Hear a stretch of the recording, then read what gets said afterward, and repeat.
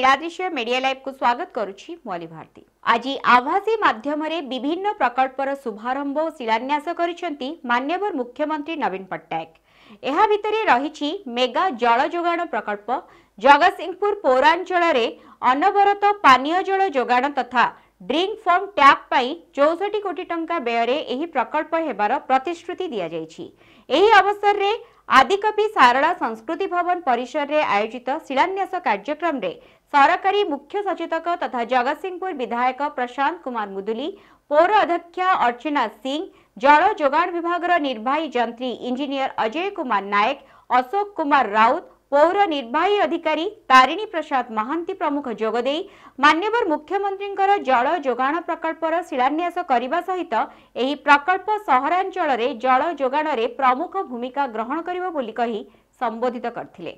जगतसिंहपुर विकास रे आज एक नूतन फर्द जोड़ी है। धन्यवाद देवी माननीय मुख्यमंत्री नवीन पट्टनायक को।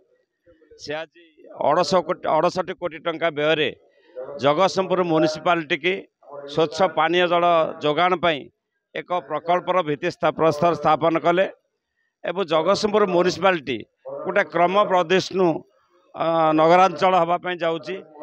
प्रति वर्ष एटी आबादी बढ़ी बढ़ी चलती, लोक मानकर पानी आवश्यकता बढ़ी बढ़ी चली एवं ये जो नदी जल को आनी विशोधन करी घरे घरे पानी पहुँचा ए जो मंत्र बोली धरी नहीं माननीय मुख्यमंत्री ताको जगतसिंहपुर पौरांचल आज एक साकार है एवं समस्त तरफ मु बहुत बहुत धन्यवाद देवी माननीय मुख्यमंत्री। आम जगतसिंहपुर आगुरी भूतल जल उठेक आम ड्र कर 15टा गभीर नलकूप मध्यम जल जोगान करूँ पीवा पानी।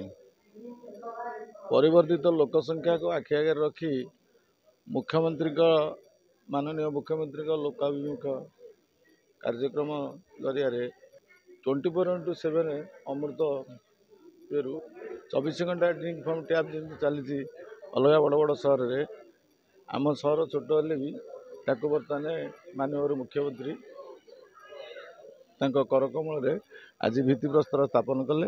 Jagatsinghpur Shriraj Sahu report, Niladrishya media live. एभली खबर पाइबा आम चैनल को लाइक, शेयर और सब्सक्राइब करंतु। नमस्कार।